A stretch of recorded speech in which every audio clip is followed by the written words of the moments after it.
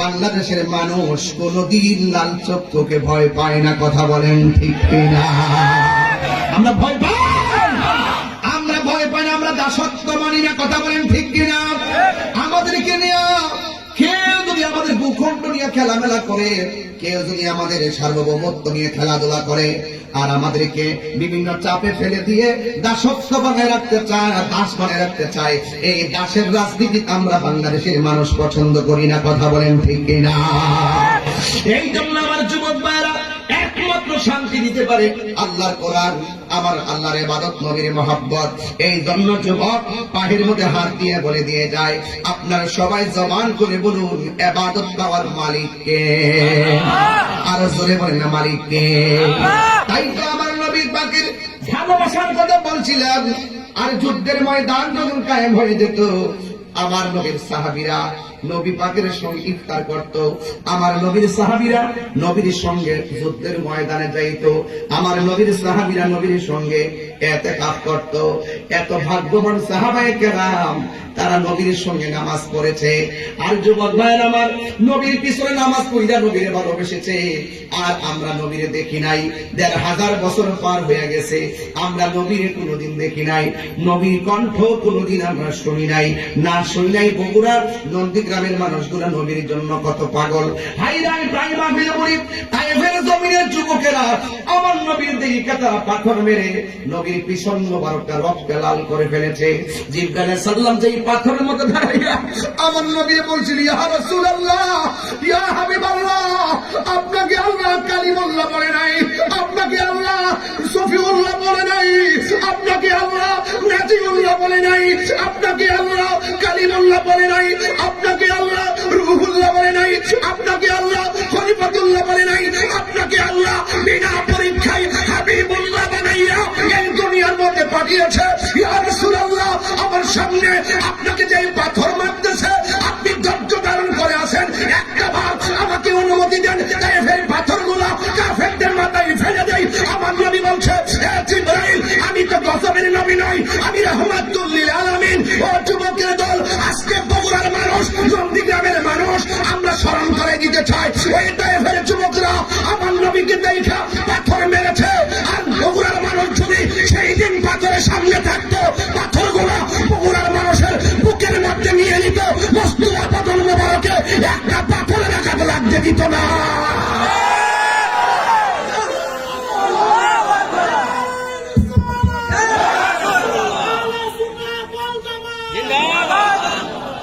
আল্লাহু আকবার বলেন।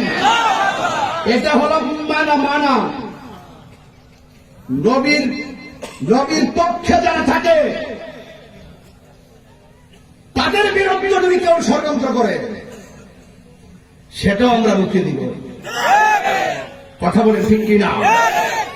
আজকে বগুড়ার মানুষ শান্তিপ্রিয় ভাবে শুনতেছেন, নবীরে দেখেন নাই, নবীর কথা শুনে পাগল।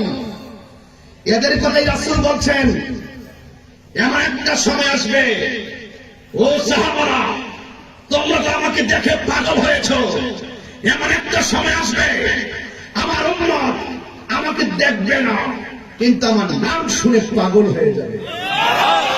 আমার মনে হয় এই উম্মতগুলোর কথাই বলছে, কথা বলেন ঠিক কিনা? ওই যে আনতা মা মানা হাবাবতা, রাসূল বলছেন, যাকে যে ভালোবাসবে তার সাথেই তার হাসর হবে। আর বড় করে বলেন না সুবহানাল্লাহ। আমরা নবীকে না দেখেও ভালোবাসতে চাই কি চাই না? এখনো তো নবীকে কেউ গালি দিলে কিসের কে কোন ধর্মের অনুসরণ করে, কিসের মতাদর্শ আমরা দেখি না। একজন যার যার জায়গা থেকে প্রতিবাদ ঠিকই চলতে, শুধু এক মাঠে আসতে হয়, কিন্তু যার যার প্রতিবাদ আমরা ঠিকই করি, কথা বলেন ঠিক কিনা? এখনো কি নবীরে গালি দেওয়ার মতন? গত কয়েকদিন আগে দেখলাম কে যেন নবীরে গালি দিছে, 2 দিনের গ্রেফতার করছে।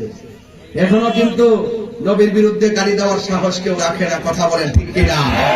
আপনারা যারা আছেন, নবীর বিরুদ্ধে গালি দিলে আপনারা কি সহ্য করবেন? দুই হাত তুলে বলেন সহ্য করবেন? আমরা সকলে ঐক্যবদ্ধভাবে রুখে দিতে চাই কি চাই না? যুবক ভাইয়ের আমার, এক থাকতে হবে।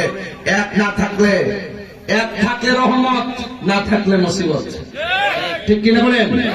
ইত্তেহাদুল কুওয়া, একতাই শক্তি।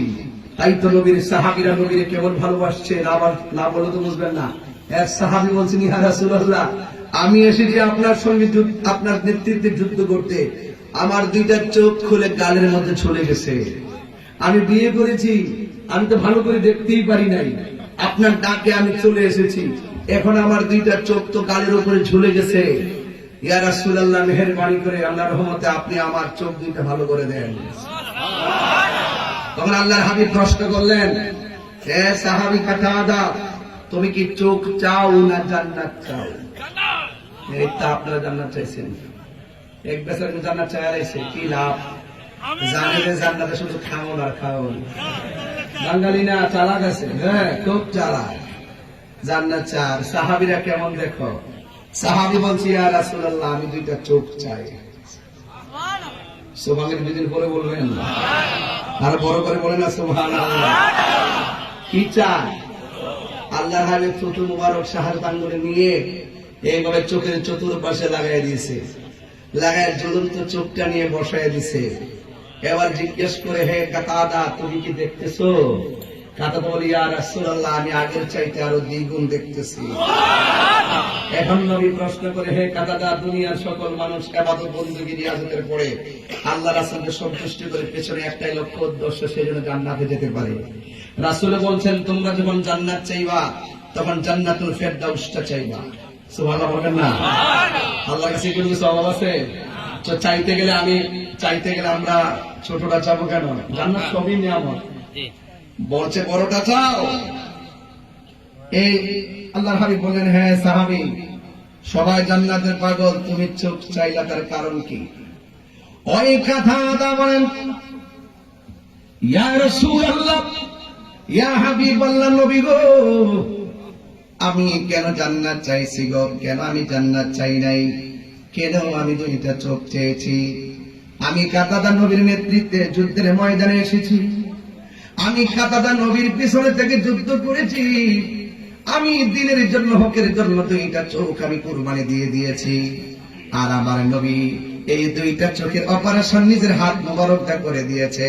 এর দ্বারাই তো বোঝা যায় আল্লাহও রাজি, নবীও রাজি।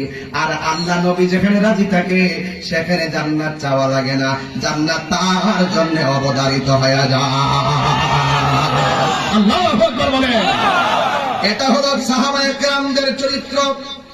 সাহাবায়ে কেরাম এভাবে আল্লাহকে ধারণ করতেন, সাহাবারা এইভাবে নবীকে ধারণ করতেন। সাহাবায়ে কেরামদের ঈমান অনেক তাজা ছিল।